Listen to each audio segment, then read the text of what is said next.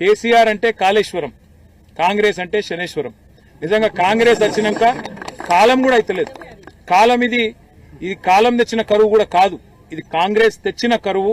రేవంత్ రెడ్డి యొక్క గుడ్డి ద్వేషం, గుడ్డి కోపం, కేసీఆర్ మీద ఉన్న గుడ్డి పగ దీనికి కారణం.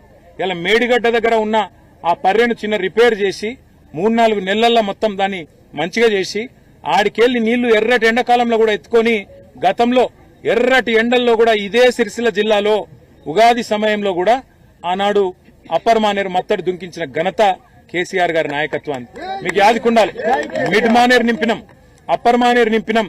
మానేరు అప్పర్ మానేరు నుంచి కింద కాళేశ్వరం దాకా, కింద మంతిని దాకా, ఆడికెళ్లి ఇడి దాకా ఎర్రటి ఎండల్లో కూడా అన్ని వాగులు అన్ని చెర్లు నింపి రైతులను కాపాడుకున్న ప్రభుత్వం కేసీఆర్ ప్రభుత్వం.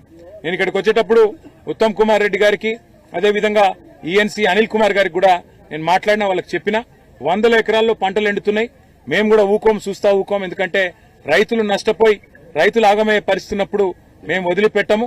ఖచ్చితంగా రాబోయే 48 గంటల్లో నీళ్లు గిన ఇడిచిపెట్టకపోతే తప్పకుండా నేనే స్వయంగా పోయి మంత్రి గారి ఛాంబర్ ముంగట ధర్నా చేస్తాను. వదిలిపెట్టం ఈ ప్రభుత్వాన్ని. ఎందుకంటే కేసీఆర్ మీద కోపం ఉంటే మాతో కొట్లాడు, రాజకీయంగా తలపడు. కానీ ఇవాళ రైతులను ఎండబెట్టడం, రైతులను ఇవాళ సావగొట్టడం అనేది ఈ ప్రభుత్వానికి ఎంత మాత్రం మంచిది కాదు.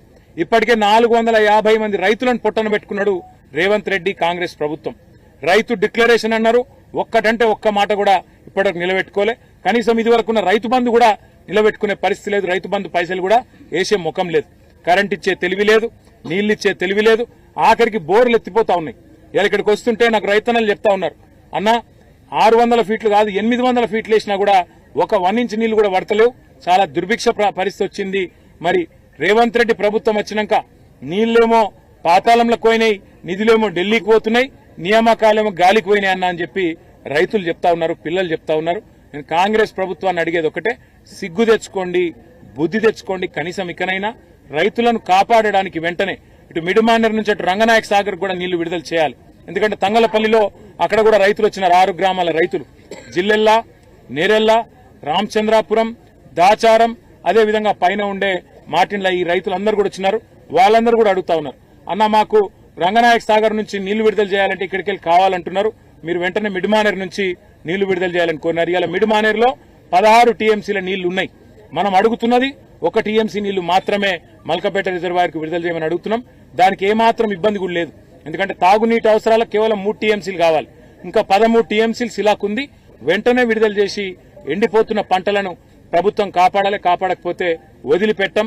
రైతాంగాన్ని కూడా కూడగట్టుకుని మా పార్టీ పెద్ద ఎత్తున పోరాటానికి కూడా పూనుకుంటుందని చెప్తూ వెంటనే మంత్రి గారు, ఈఎన్సీ గారు స్పందించి నీళ్లు విడుదల చేయాలని చెప్పి కూడా డిమాండ్ చేస్తూ రైతులకు కూడా నేను ఒకటే విజ్ఞప్తి చేస్తా ఉన్నా, మీరందరూ ధైర్యంగా ఉండండి.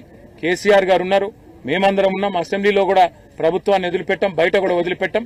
మీకు నీళ్లు ఇచ్చేదాకా కూడా ఎంబడబడతాం, వదిలిపెట్టాం. మీరు ధైర్యంగా ఉండాలి, గుండె ధైర్యంతో వ్యవసాయాన్ని కొనసాగించాలని చెప్పి కూడా తెలియజేస్తూ, మరి మా గిరిజన రైతులకు వాళ్ళ పొట్టలు కొట్టే విధంగా రేవంత్ రెడ్డి ప్రభుత్వం, రేవంత్ రెడ్డి ముఖ్యంగా పిచ్చి పనులు చేయవద్దని చెప్పి మళ్ళొకసారి విజ్ఞప్తి చేస్తూ, మరి నీళ్లు వెంటనే విడుదల చేయాలని డిమాండ్ చేస్తూ మీ అందరికీ కూడా ధన్యవాదాలు, నమస్కారాలు. Thank you.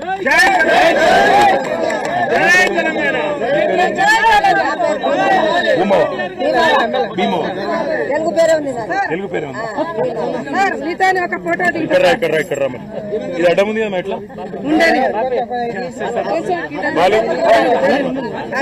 వాళ్ళే ఉన్నారు. రాజు నాకు గవర్నమెంట్